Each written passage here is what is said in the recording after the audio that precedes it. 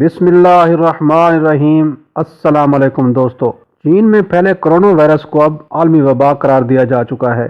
सरकारी आदाद-ओ-शुमार के मुताबिक इस वक्त महज चीन में कोरोना वायरस से हलाक शुदगान की तादाद सैकड़ों में हो चुकी है। चीन में हालात इस कदर ख़राब हैं कि कोरोना वायरस जहां से शुरू हुआ वुहान शहर को मुकम्मल तौर पर सील कर दिया गया है और बगैर स्क्रीनिंग और स्कैनिंग के किसी को वहां आने और वहां से जाने की इजाज़त नहीं है।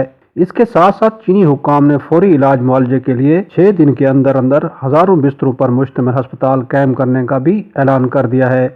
ज़्यादा तशवीशनाक सूरत हाल है कि ये वायरस महज चीन तक महदूद नहीं रहा, बल्कि बहुत से लोग चीन से ट्रैवल करके अपने अपने मुल्कों तक वापस गए, वहाँ पर भी हलाकतें हुई हैं।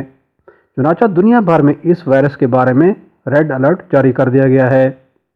हम आज की वीडियो में बताएंगे कि कोरोना वायरस क्या है, इसका आगाज़ किस तरह हुआ, ये किस तरह आप पर हमला करता है, इसकी अलामात क्या हैं, इससे बचने का तरीक़ाकार क्या है। इसके साथ साथ आपके नॉलेज में ये भी इजाफा करेंगे कि पाकिस्तान चीन का हमसाया मुल्क होने की वजह से किस तरह ख़तरनाक सूरत हाल से दोचार है और कोरोना वायरस पर होने वाली रिसर्च के नतीजे में इस्लाम की कैसी हक़ानियत सामने आई है। लेकिन बेशतर इसके कि वीडियो का बाकायदा आगाज़ करें। नए देखने और सुनने वालों से गुजारिश करेंगे कि आप रेड बटन क्लिक करके और बेल आइकन को प्रेस करके HBTV के सब्सक्राइबर होना मत भूलिए, क्योंकि ऐसी इन्फॉर्मेटिव वीडियो आपको फ्यूचर में भी मिलती रहें।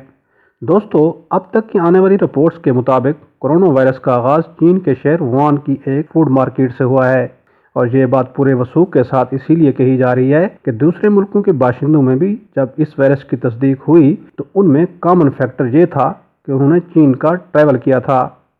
दोस्तों, एक पुरअसरार वायरस जो कि अब तक साइंस के इल्म में नहीं था, चीन के शहर वुहान में फेफड़ों के शदीद आर्जे का बहस बनना शुरू हुआ।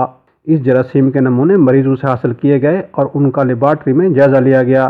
चीन में हुक्काम और आलमी इदारा सेहत इस नतीजे पर पहुंचे कि यह कोरोना वायरस एक ऐसा वायरस है जो जुकाम पैदा करता है और ये उसी से जन्म लेने वाली वबा है। कोरोना वायरस की इब्तदाई अलामात फ्लू और बुखार है। खदशा किया जा रहा है कि यह मौलिक वायरस चीन के अलावा दुनिया के दूसरे ममालिक में भी फैल चुका है। पाकिस्तान में भी हुक्काम इस वायरस के फैलाव के हवाले से वार्निंग दे चुके हैं।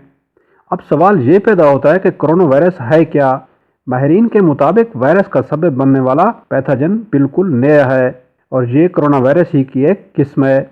कोरोना वायरसेस की वो फैमिली है जिसमें आम बुखार का सबब बनने वाले वायरस से लेकर रेस्पिरेटरी सिंड्रोम सोर्स भी शामिल हैं, जिससे 2002 और 2003 के दौरान चीन में सैकड़ों और हज़ारों हलाकतें हो चुकी हैं। इस वायरस से मुतासर अक्सर मरीज फ्लू की तरह अलामात बशमूल बुखार, खांसी, गले की खराश, सांस लेने में दुश्वारी का सामना करते हैं।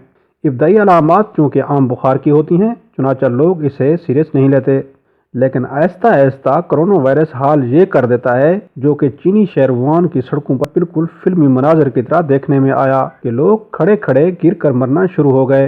कोरोना वायरस की रिसर्च रिपोर्ट में यह भी इंकशाफ किया गया है और इस बात की तस्दीक की गई है कि चीन में कोरोना वायरस पैदा होने की असल वजह वहाँ के लोगों की ईटिंग हैबिट्स हैं।